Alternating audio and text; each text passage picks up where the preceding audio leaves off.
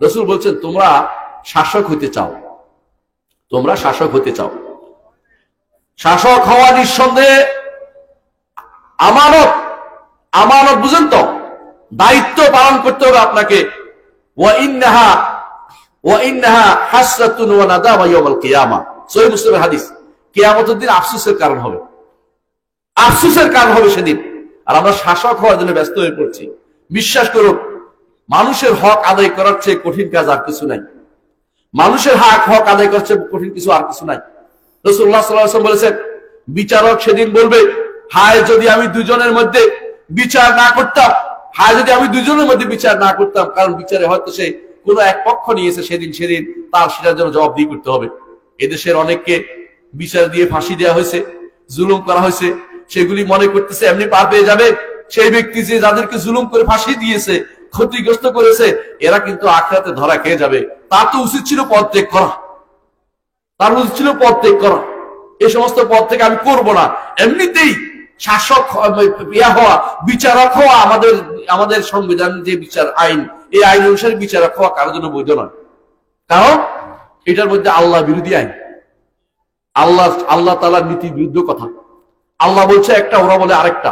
হ্যাঁ, ওদের কাছে আইনের দৃষ্টিতে ছেলে মেয়ে অবৈধ কর্ম করছে, এটা বেবিচার না। বেবিচার হচ্ছে যদি তাদের মধ্যে মনের মিলন হয় নাই, তখনও বেবিচার হবে। নাউযুবিল্লাহ। কারবার দেখছেন কত কত কত মারাত্মক কথা।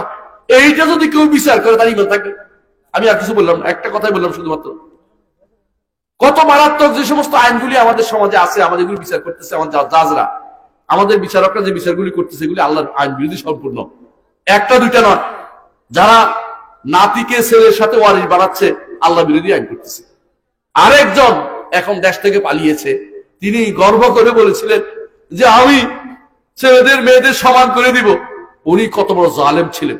ছেলে মেয়েদের সমান করে দেওয়ার অধিকার আল্লাহ থেকে নিষেধ করে দিয়েছেন।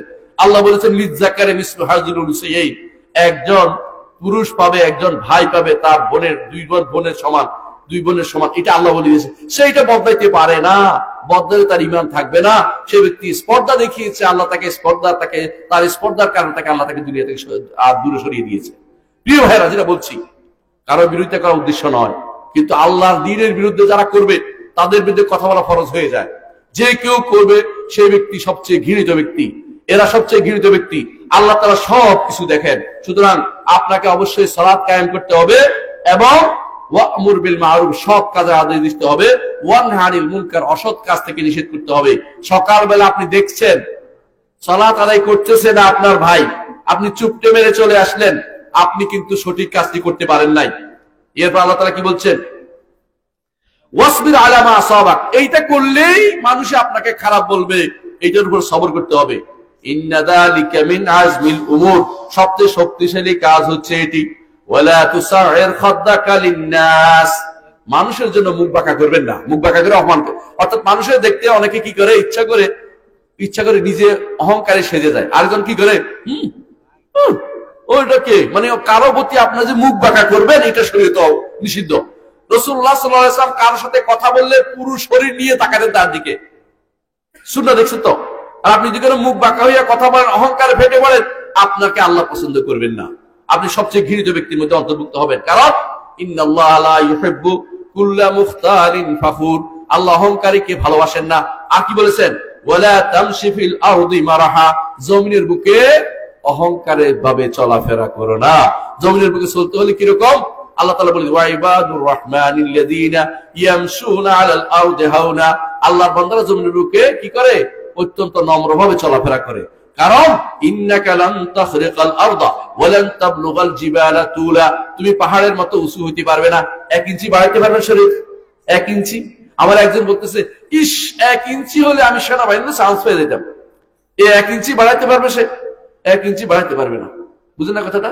ওয়ালান তাবলুগাল জিবালা তুলা, পাহাড়ের মতো উঁচু হইতে পারবে না, আর জমিনকে ফাড়াই জমিনের ভিতরে আপনি ছিদ্র করে ফেলতে পারবেন না। অত কিছু দিয়ে করবেন, হ্যাঁ মেশিন টেশিন দিয়ে করতে পারবেন, কিন্তু নিজে এত বড় ক্ষমতার অধিকার কিছু করে ফেলবেন, তাহলে আপনি যতটুকু আছেন অতটুকুই। পেটের ভিতরে দুনিয়ার ময়লা নিয়ে এত অহংকার আপনার জন্য সাজে না। দুনিয়ার বুকে বিনয় হয়ে চলুন, যে কোনো সময় আল্লাহ আপনাকে দুনিয়া থেকে নিয়ে যেতে পারে। সেই জন্য প্রস্তুত থাকুন, সর্ব অবস্থায় প্রস্তুত থাকুন যে আল্লাহর দরবার থেকে এসেছি, আবার তার কাছে যেতে হবে। হেদায়েতের পথ অনুসরণ করলে জান্নাতে যাওয়ার পথ আমার জন্য সুগম হবে। আল্লাহ আমাকে আপনাদেরকে যেন হেদায়েতের পথে রাখেন। কেউ যদি ঈমান নিয়ে কবরে না যায়, তার জন্য কোনো দোয়া চলবে না। যে কেউ ঈমান নিয়ে কবর না যাওয়ার মধ্যে এটাও আছে, ধর্ম নিরপেক্ষতাবাদী বিশ্বাসী আছে না, সেকুলারিজমে বিশ্বাসী। এই সমাজের মধ্যেও কিছু কিছু লোক আছে, পাওয়া যায়, আমি জানি। যারা এরকম সেকুলারিজমে বিশ্বাসী হয়ে মারা যাবে, তাদের জন্য কোনো দোয়া করা যাবে না, কারণ ঈমান নিয়ে যেতে পারে নাই। সেকুলারিজম, কেউ সোশ্যালিজম বিশ্বাসী, সমাজতন্ত্রে বিশ্বাসী, সমাজতন্ত্র বিশ্বাসী হলো তার ঈমান নাই, বেঈমান, তার জন্য কোনো দোয়া করা যাবে না, তার জন্য কোনো জানাজা পড়া যাবে না। বুঝছেন তো? দুইটা উদাহরণ দিলাম। ঠিক অন্ধ জাতীয়তাবাদে বিশ্বাসী, অন্ধ জাতীয়তাবাদ এই জন্য, একটা জাতি আমরা জাতি হিসেবে পরিচিত থাকতেই পারে, বাঙালি জাতি, কিন্তু আমার জাতির জন্য সবকিছু, জাতির জন্য মরবো, জাতির জন্য জিতবো, এমন কথা বললে এটা কুফরি। এই ব্যক্তি জাতীয়তাবাদও কিন্তু কুফরি হয়ে যায় তখন। এই জন্য যে ব্যক্তি অন্ধ জাতীয়তাবাদ দিকে রাখবে, সেও কিন্তু কুফরি করলো। তার জন্য কোন রকমের দোয়া আপনার করতে পারবেন না। 4 নম্বরটা আমাদের সংবিধানে 4টে আছে, বললাম। 4 নম্বরটা হচ্ছে কি? গণতন্ত্র। কোত্থেকে নিয়ে আসছেন আপনার? ইউরোপ আমেরিকা থেকে ধার করে আল্লাহ রসুলের নীতির বিরুদ্ধ নীতিটাকে আপনি নিয়ে নিচ্ছেন। আপনার আশেপাশে ভাইস চেয়ারম্যান নিয়োগ হচ্ছে মহিলা, কোন তন্ত্রের ভিত্তিতে নিয়োগ হয়েছে? ওই গণতন্ত্র, এই কুফরি মতবাদের ভিত্তিতে। আপনার আশেপাশে হিন্দুকে আপনি নিয়োগ দিচ্ছেন আপনার প্রতিনিধি হিসাবে। আল্লাহ তাআলা বলছেন, ওয়ালা ইয়াজআলাল্লাহু লিল কাফিরিনা আলাল মুমিনিনা সাবিলা, কাফেররা কোনদিন ঈমানদারের ভোট পেতে পারে না, অথচ আপনি তাকে নির্বাচন করতেছেন। আপনি তাকে আবার মাঝে মধ্যে আপনার দলের লোক সদস্য হিসাবে ঘোষণা করছেন। আবার ইসলামের কথা আপনি বলছেন। আমাদের কিছু বলার নেই, আপনি ইসলামকে আবার নতুন করে পড়ে আসেন। এটা ইসলামের কোন নীতি হইতে পারে না। গণতান্ত্রিক নীতিগুলি ইসলামিক নীতি নয়। ইসলাম নিজস্ব স্বয়ং সম্পূর্ণ। মুহাম্মদুর রাসূলুল্লাহ সাল্লাল্লাহু আলাইহি ওয়াসাল্লাম রাষ্ট্রপতি ছিলেন না? ছিলেন কিনা? উনি কি গণতন্ত্র কায়েম করছিল? সাহাবায়ে কেরাম কি গণতন্ত্র কায়েম করছে? খলিফারা? এই পর্যন্ত এগুলি চলছে, এগুলো তো চলে আসে এই তথাকথিত দিন থেকে।